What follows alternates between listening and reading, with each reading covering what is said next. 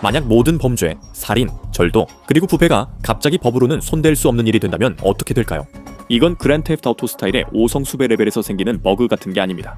이것은 특정 외국 공무원들을 체포, 기소, 처벌로부터 보호하는 강력한 법적 방패입니다. 이론적으로 외교는 원활하지만 실제로는 심각한 범죄도 처벌 없이 넘어갑니다. 오늘 인포그래픽스 쇼에서 외교관 면책 특권의 실제 작동 방식과 악용 위험성에 대해 알아보겠습니다. 외교관을 체포하거나 살해하지 않는 합의는 고대부터 있었습니다. 왕들은 종종 경쟁국 등 다른 왕국에 사절을 보내며 서로 목숨을 위협하지 않는다는 공감대가 있었습니다. 역사학자 투키디데스는 사절을 해치는 것이 신뢰를 저버리는 불명예스러운 행위라고 보았습니다. 아테네는 기원전 400년대 평화협상을 위해 온 스파르타 사절들을 처형해 의전 절차를 크게 위반한 것으로 여겨졌습니다. 현대 외교 면책 특권의 뿌리는 1814, 1815 연빈회의로 거슬러 올라갑니다. 이 회의는 나폴레옹 패배 후 유럽 열강이 모인 회담이었습니다.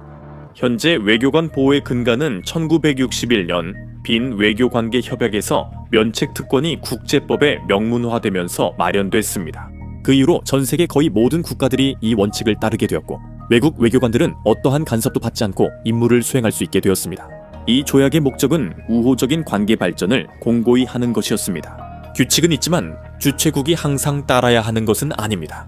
특히 그 외교관이 존 윅이라 착각하는 CIA 비밀 요원이라면 더 그렇죠. 거리에서 총을 난사하고 처형식 살인을 저지른 후 태연히 걸어가는 일, 실제로 있던 일입니다. 먼저 규칙집을 보면 제9조는 주최국이 원치 않으면 외국 외교관을 페르소나 논 그라타로 선언할 수 있다고 규정합니다. 법에 따라 파견국은 외교관을 소환하거나 적정 기간 내 임무를 종료해야 합니다. 만약 그 요청이 거부된다면 주최국은 그 사람을 외교관으로 인정하지 않으면 그만입니다. 하지만 외교관이 그곳에 주재하는 동안 주최국은 경찰이나 요원을 그들의 거주지에 보내서 문서를 뒤지도록 할 수 없습니다. 그리고 그들은 절대 어떤 것도 가져갈 수 없습니다.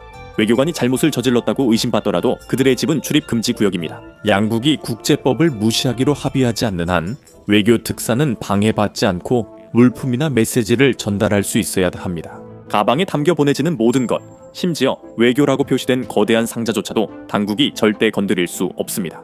또한 공식 특사가 이를 전달하면 그 역시 체포나 구금에서 면책됩니다.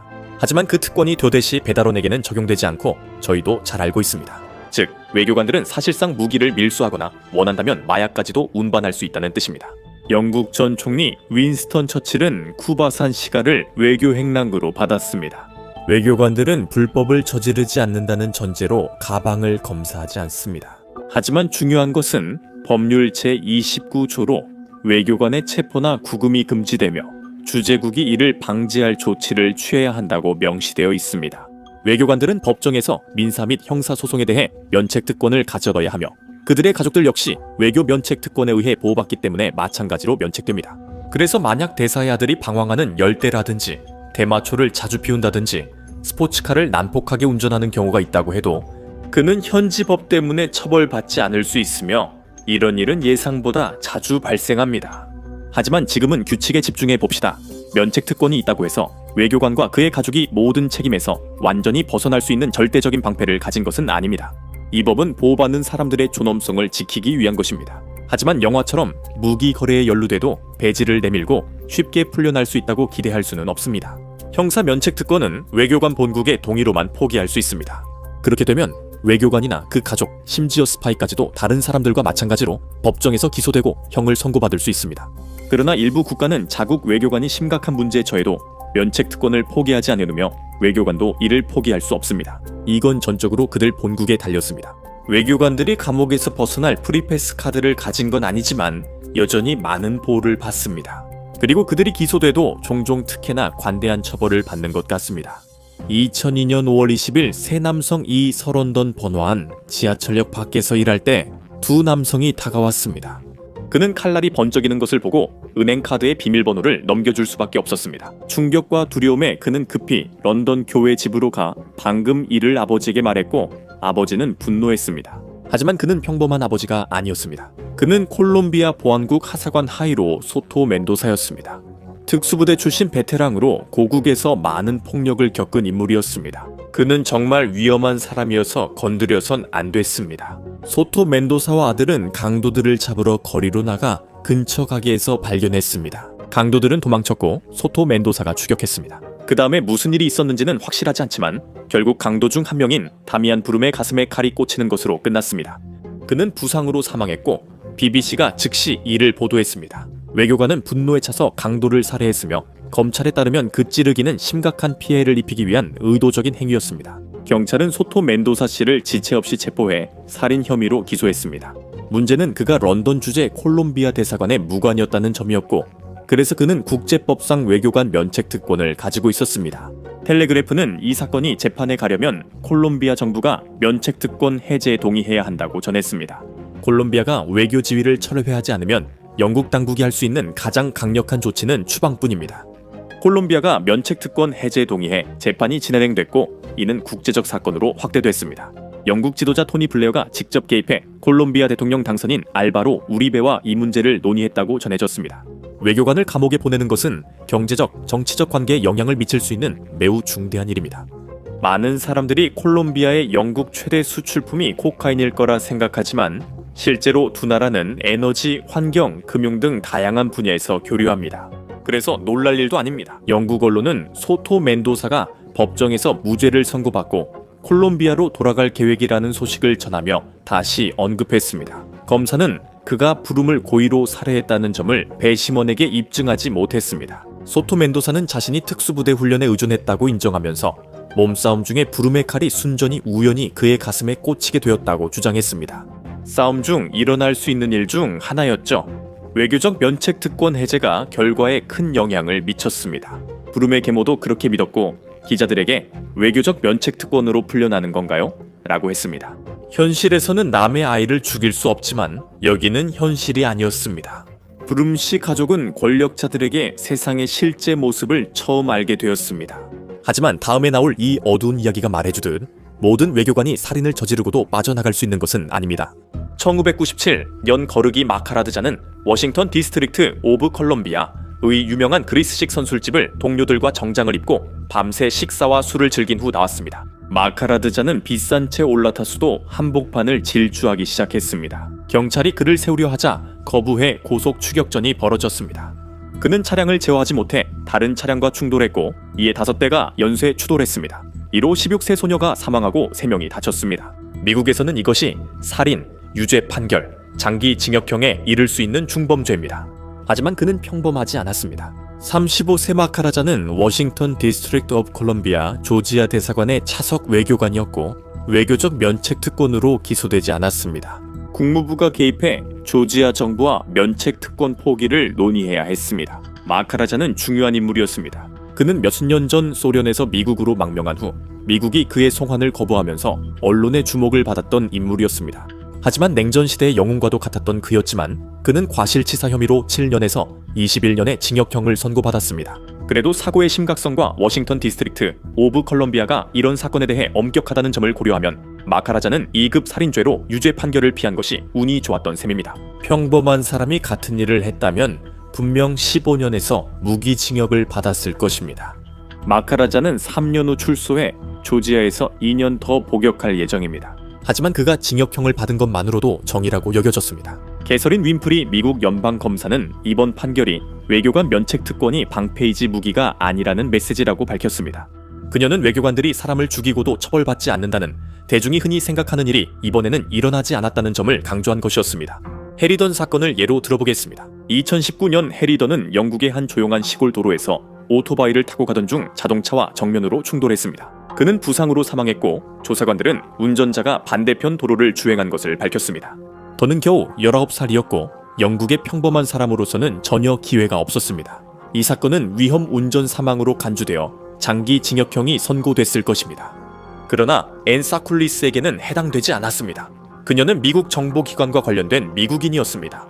그녀가 영국에 있었던 이유는 도청 시설 근처에 배치되어 있었기 때문입니다. 그곳은 그녀의 CIA 소속 남편이 근무하던 대화를 도청하기 위해 만들어진 시설이었습니다. 설상가상으로 사쿨리스는 미국에서 난폭 운전 전력이 있고 부주의 운전으로 경찰의 곤란을 겪은 적도 있었습니다. 던 가족 변호사는 사고 당일 평소 사용하던 사콜리스의 휴대폰 데이터가 모두 삭제된 사실을 밝혔습니다. 그녀가 경찰에 전화했는지는 불확실하지만 사콜리스는 경찰에 협조했습니다. 당시 그녀에게 외교관 면책 특권이 있었는지는 확실치 않았습니다. 영국 외무부의 한 외교관은 미국 관계자에게 문자로 그들의 출국을 승인한 건 분명히 우리가 아닙니다 라고 말하기도 했습니다. 제 생각엔 그들을 다음 비행기로 보내도 괜찮을 것 같습니다. 규칙을 많이 구부린 것처럼 보였습니다. 영국 주재 미국 정보 요원들의 도움 덕분이었습니다. 그녀는 면책 특권 여부도 불확실한 채 면책 특권 포기 요청 전 개인 비행기로 출국했습니다. 배우자가 영국 첩보기관에서 일한다고 해서 보통 면책 특권을 받는 건 아닙니다.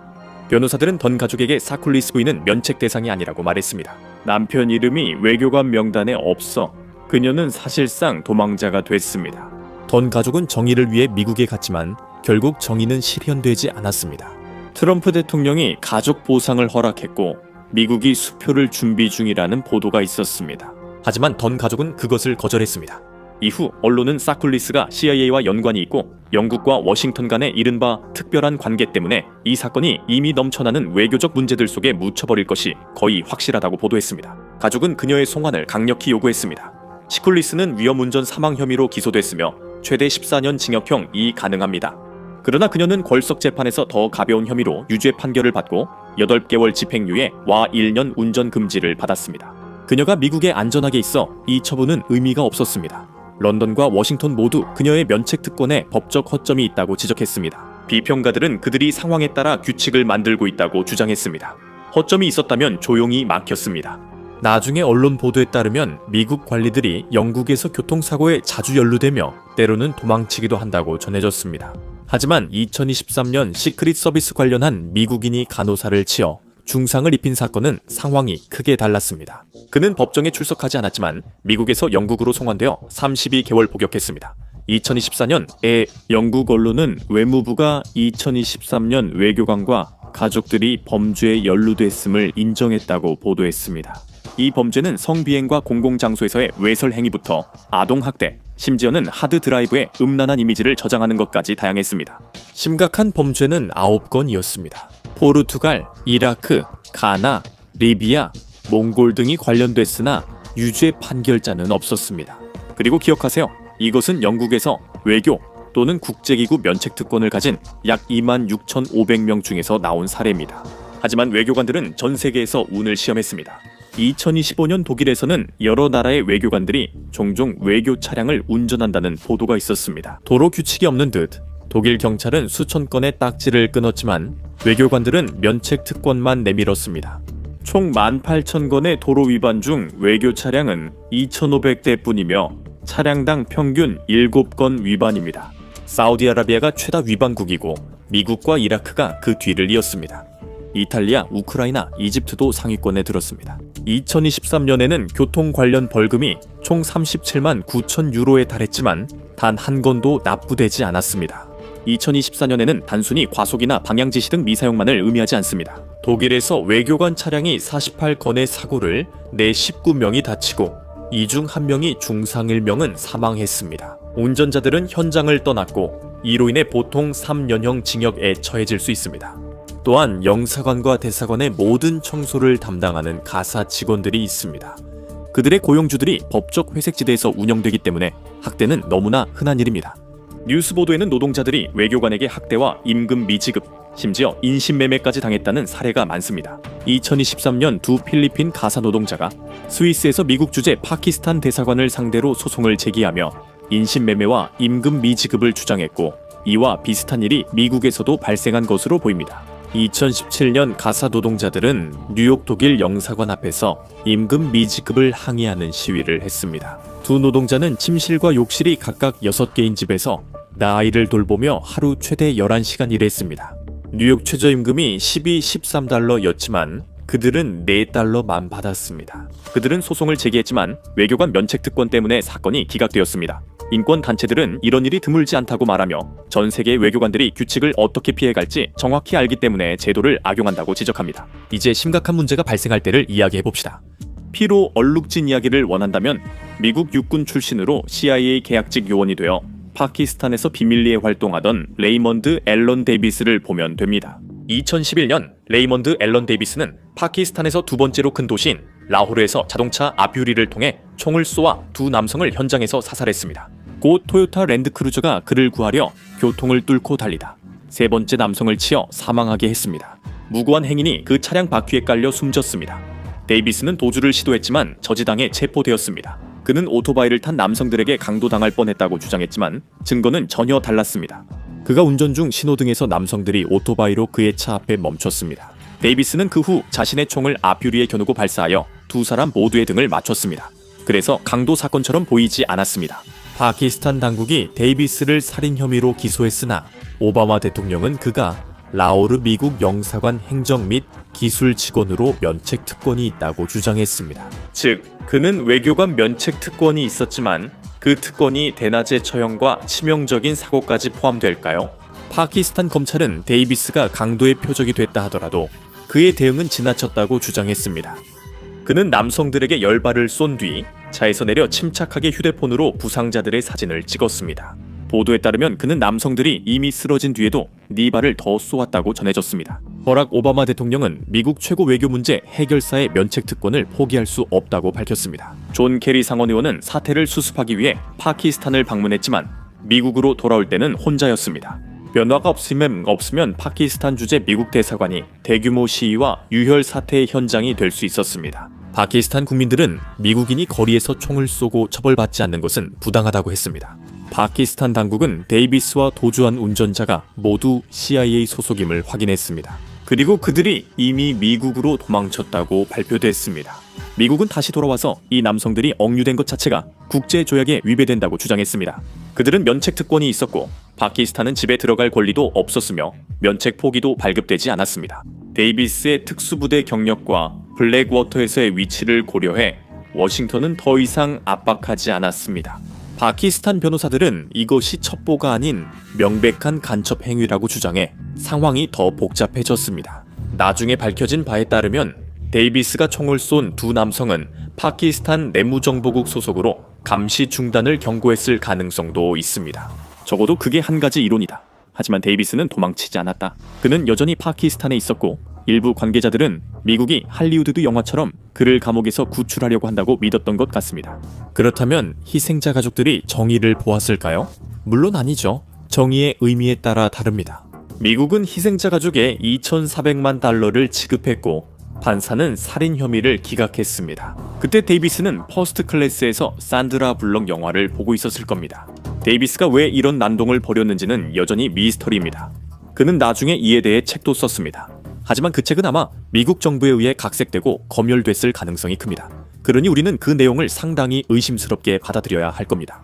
외교관들은 대부분 이를 무사히 넘기지만 스파이들의 행적을 들으면 놀라실 거예요. 당신이 몰랐던 CIA에 관한 50가지 미친 사실을 확인해보세요. 아니면 이 영상을 클릭해보셔도 좋습니다.